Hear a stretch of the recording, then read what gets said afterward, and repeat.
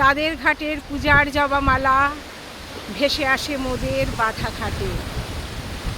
পূজার জবামালা ভেসে না আসলেও ঢেউ কিন্তু আমার পাড়েই আসছে ভেসে ভেসে। দেখো মাঝে শুধু একটি মাঠের ফাঁক, সেই মাঠটা এখন সমুদ্র হয়ে গেছে। তোমার ওপার থেকে ঢেউগুলো সব আবার এপারে চলে আসছে। হ্যালো বন্ধুরা, সোনালির সকাল সন্ধ্যা ভ্লগে তোমাদের সবাইকে স্বাগত। আশা করি তোমরা সবাই ভালো আছো। আজকে আমি খালি সমুদ্র পাড়েই দাঁড়িয়ে রয়েছি। সমুদ্র দেখা ছাড়া, পেয়া পাতা দেখা ছাড়া আর কিছু নেই, দোকানপাট নেই। তবে আমরা খুব মজা করছি, এত সুন্দর ঢেউ, এত সমুদ্রের জলে তো ক্লান্তি হয় না, ক্লান্তি লাগে না। তার জন্য সেই সকাল থেকে বসে থাকতে পারছি, এখানে খুব এনজয় করছি, ভিডিও করতে পারছি।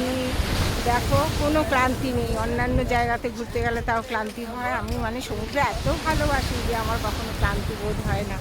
সারাদিন বসে থাকতে পারবো সমুদ্র পাড়ে।